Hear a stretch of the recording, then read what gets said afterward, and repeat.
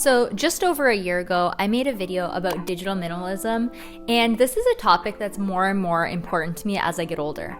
And I think it resonates with a lot of people because that video had a ton of comments and engagement, and people just like me who are thinking about using social media in a different type of way, a way that's more conscious, a way that's more intentional. So basically, what is good? Man, I am so rusty. See, this is what happens when you don't make videos. Like digital minimalism, I haven't been making videos and I literally cannot talk to the camera right now to save my life. Oh, okay. Next take. So if you're new to this concept, what is digital minimalism? So it's basically the concept of using technology, using apps and social media in a more meaningful and kind of conscious way. For example, if you pick up your phone one day and you're like, oh, what's the weather? Typically what happens to me is I'll go and be like, what's the weather? And then before I know it, I've been scrolling Instagram for like fucking 10 minutes. And I'm like, how did this happen? That is not intentional use. You're no longer in the driver's seat of making that decision. You're just kind of, it's happening to you. And it's very unconscious. We're very programmed at this point to just kind of be drawn to the dopamine that our apps provide for us. It's very addictive, and as we know, probably not the best. Over the past couple of years of doing digital minimalism, I've learned a lot of key lessons. So if this is a topic that you're kind of curious about and you're thinking about dabbling in, here are 10 things that I've learned that maybe could help you on your own digital minimalism journey. 1, quitting social media doesn't mean that you have to quit cold turkey. That's the first thing. So deleting your apps is about using them mindfully and creating more separation between your phone and your day-to-day life. So don't get me wrong, you can still use your phone, you can still use social media, but what I do is when I want to post on a platform, I download the app, post something, and then delete it again. That makes your phone use more intentional because if you have to download the app just to use it, you're less likely to go through that hurdle just to do something. So you remove the impulsive behavior. Okay, the second thing I learned is if you want to be successful at changing any bad habit, you need to have other things to replace it with. Maybe you come home after a long day and you lay in bed and just kind of scroll through TikTok for like an hour. So if you take social media out of the equation and there's a void there of an activity you used to do, at some point you're going to realize like, hey, I'm really bored. And so we have to figure out activities to replace that behavior. So for me, that has meant taking up reading. Since I deleted the apps, I actually, like this year, have read about 25 books, which maybe doesn't sound like a lot to some people who read like dozens and dozens of books, but my reading has been gradually increasing every year from like 5 books in a year to 10 to 15 to 25. So once you start swapping out social media, you can start swapping in other things that are a little bit more beneficial for your brain. Since you're actively starting to decide what activities you participate in, it's good to have a couple things ready to go. So for example, like I said, reading. For me, I go for a lot of walks and listen to podcasts. So if I get bored, I'm like, you know what, I'm gonna go out for a walk. And even if I don't feel like going, if I just go out for like 5 minutes, usually I'll be like, okay, once you're outside, I'm like, oh, I could go for like a half an hour and keep walking. I've also started painting and drawing a lot more and doing things not as a means to an end, like trying to monetize it as content, which I used to do a lot, but now just like doing these activities because I enjoy it, like just painting for painting's sake. Oh my God, I should show you my birdhouse. Hold on. Yeah, I just did a little Christmas themed birdhouse. How cute is that? It's like Scandinavian. It's very like my heritage. So yeah, I thought I was inspired. I painted a birdhouse. Figure out what your hobbies are outside of just being on your phone, and there's a lot of joy that comes from that. The third thing that I learned is being alone with your thoughts is uncomfortable at first. Not a lot of us are comfortable being alone with our thoughts, and that's because we don't actually have enough time for our minds to just rest and be in a state where you're not always occupied or busy, especially when it comes to just being bored. So when I was first, starting to practice digital minimalism, this happened to me. I was like on a walk one day and I was kind of getting into this new routine, and I found myself being suddenly very anxious because I was like, what am I going to do with my life? What if I fail? What is happening with my career? Like all of these different like anxieties came to the surface, and I didn't really have anything to distract myself with. So rather than turning away from that fear and that discomfort, I kind of sat with it for a minute and I kept walking, and I was like, you know what? I reframed. I was like, this is probably a good thing. The fact that right now I'm actually actively uncomfortable is probably something that I need to get used to. And sitting with my thoughts. And even though it's uncomfortable and it sucks right now, I think this is me retraining my brain. So yeah, that is something to look out for if you are thinking about getting into digital minimalism. The next thing I learned is that social media can actually inhibit your brain's ability to form memories. So I recently read a book called Remember. It was written by a neuroscientist named Lisa Genova, and the book really got me thinking, honestly.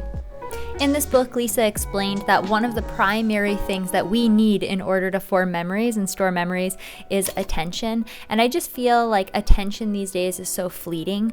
I'm not a scientist, but honestly, if people are constantly half in, half out on social media, checking their phones, and more so just overconsumption of bite-sized content. So after a while, the amount of stimulation that your brain requires just to even stay interested goes up, and I don't think that can be healthy.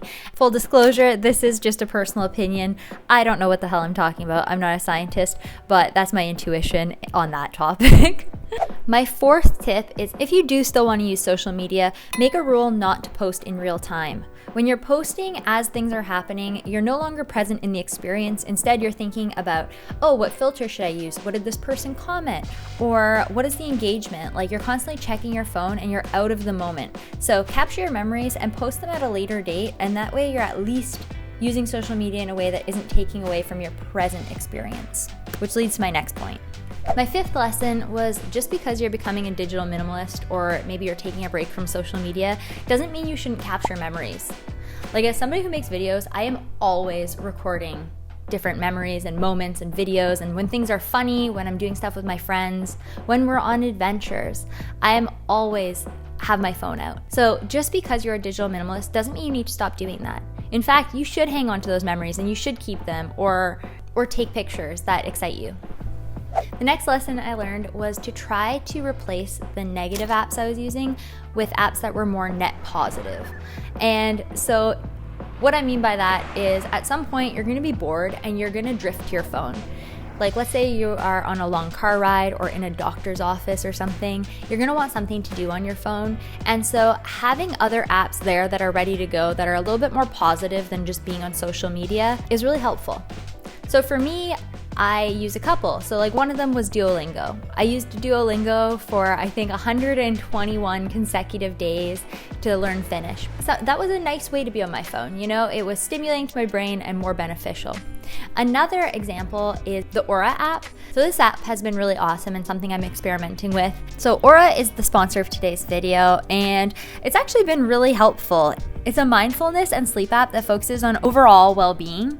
And the app has a little quiz to figure out what type of content you'll like, and it's actually quite personalized. So they have hundreds of different coaches to choose from, rather than having a one-size-fits-all approach. So yeah, it's like Peloton. Like, you'll find some coaches you like, some you won't.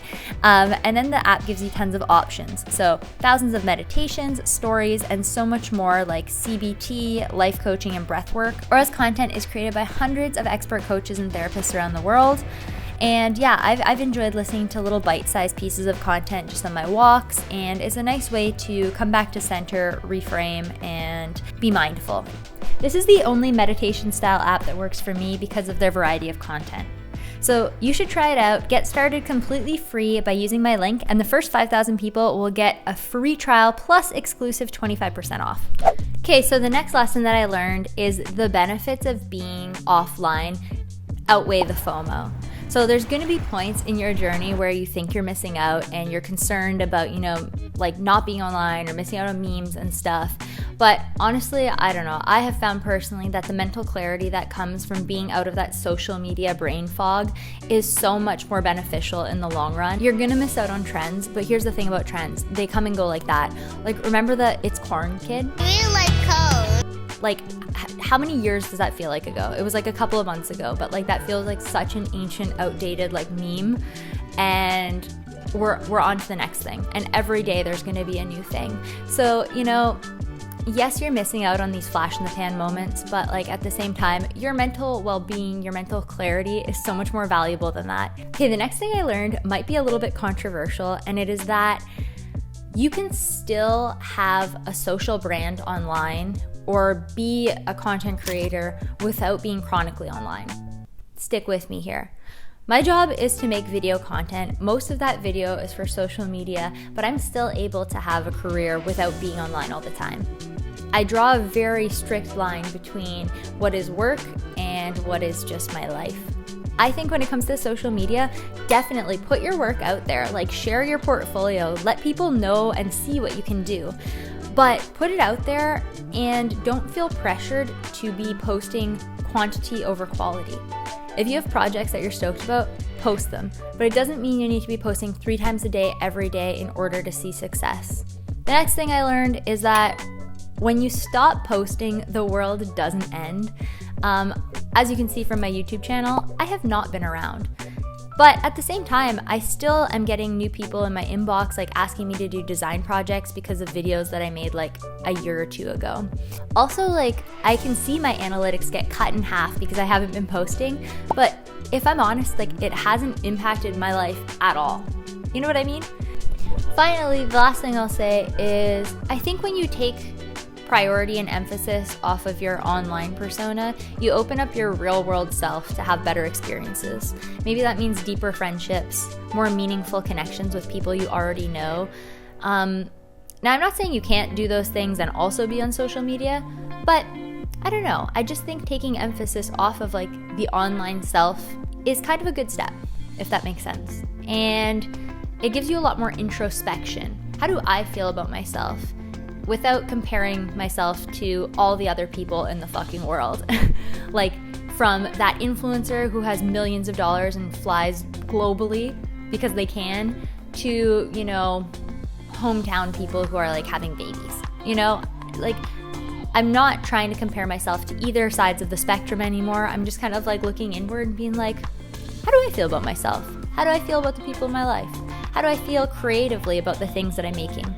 So those are my 10 lessons. I'm sorry if this list was exhaustive, but I had a lot to say. This is my first YouTube video in like so long, and it was hard. I am very rusty at this. So yeah, I don't know. If you relate or if you have questions, let me know in the comments. I will try to be more present because it's winter and this is my work season. So I'll try to maybe be on YouTube a little bit more. But yeah, thank you for watching. Please subscribe if you liked it. And I'm done talking now. Okay, bye.